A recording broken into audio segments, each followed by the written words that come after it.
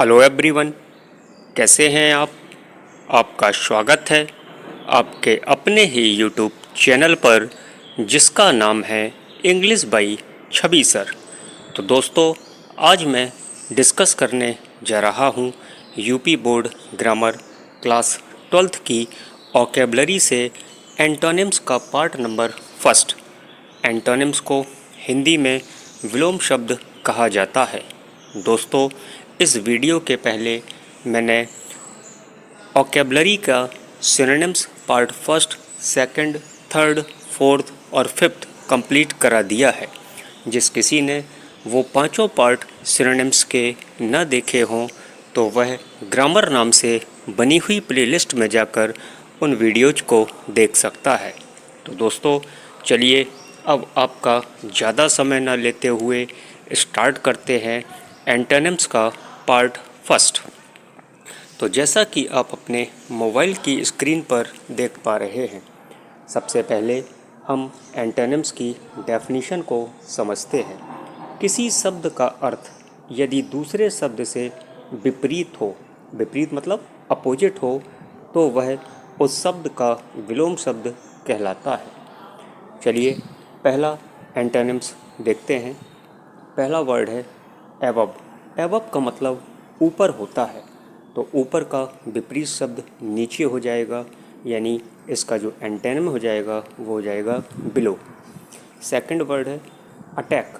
Attack का मतलब आक्रमण करना होता है, और इसका जो एंटोनिम हो जाएगा वो डिफेंड हो जाएगा, यानी डिफेंड का मतलब रक्षा करना होता है, यानी जब कोई आप पर आक्रमण करे तो आप अपनी रक्षा करते हैं, डिफेंड करते हैं। तीसरा वर्ड है एबिलिटी। एबिलिटी का मतलब योग्यता होता है, तो इसका जो अपोजिट हो जाएगा, जो विलोम शब्द हो जाएगा, वो इनएबिलिटी हो जाएगा, यानी अयोग्यता हो जाएगा। Word number 4 adversity. एडवर्सिटी का मतलब विपत्ति होता है, तो इसका एंटोनिम वर्ड हो जाएगा प्रॉस्पेरिटी, यानी संपन्नता।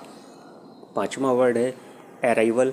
अराइवल का मतलब आगमन होता है, और अराइवल का अपोजिट वर्ड हो जाएगा डिपार्चर, यानी डिपार्चर का मतलब प्रस्थान करने से होता है। दोस्तों, आपने देखा होगा रेलवे स्टेशन में जब गाड़ी आती है तो उसे अराइवल टाइम कहते हैं, और जब गाड़ी जाती है तो उसे डिपार्चर टाइम कहते हैं।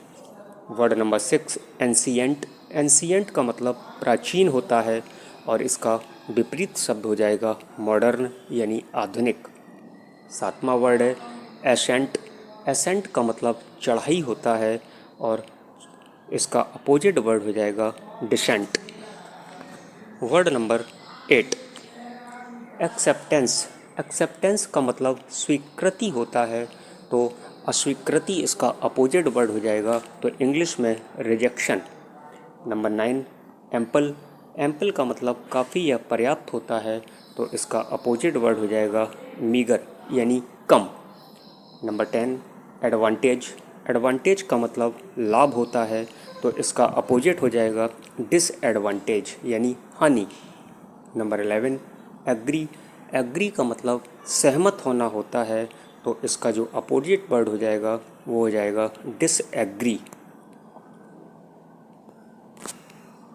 Number 12 bottom.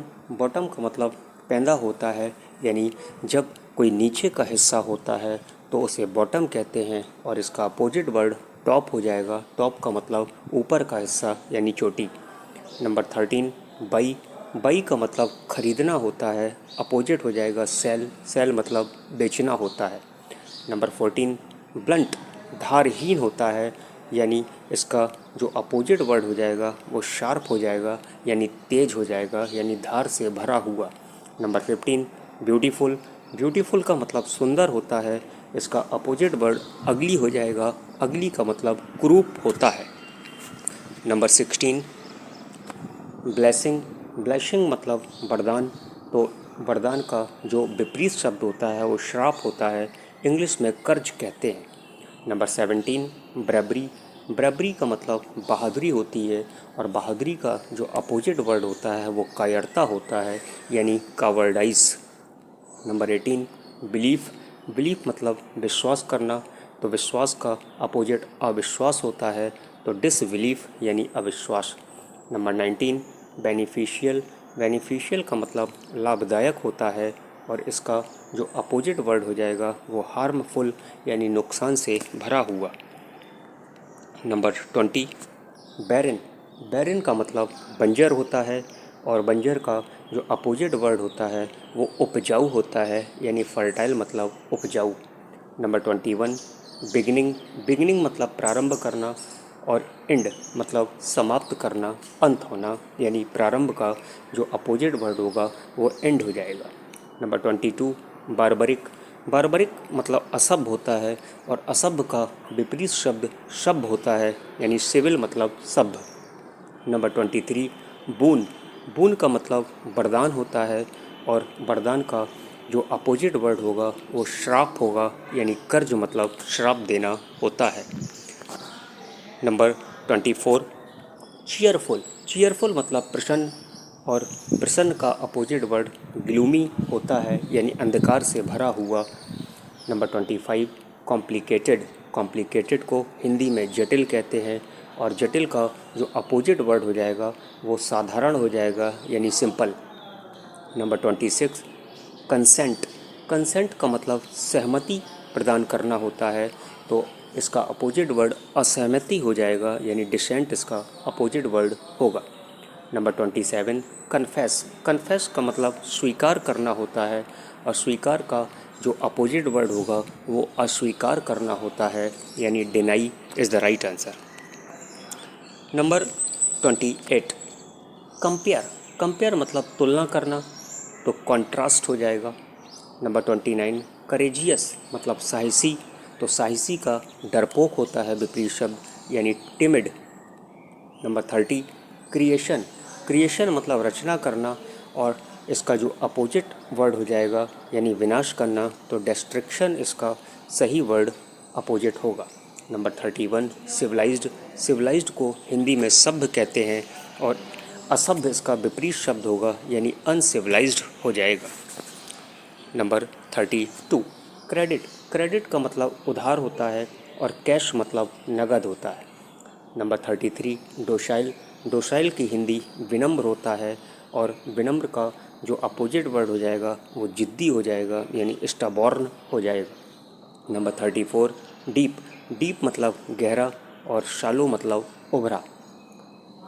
और आखिरी वर्ड है एंटोनिम का डेड। डेड का मतलब मरा हुआ और मरा हुआ का अपोजिट वर्ड होता है जिंदा होना, यानी अलाइव। तो दोस्तों ये थे आपके 35 सिनोनिम्स पार्ट फर्स्ट से।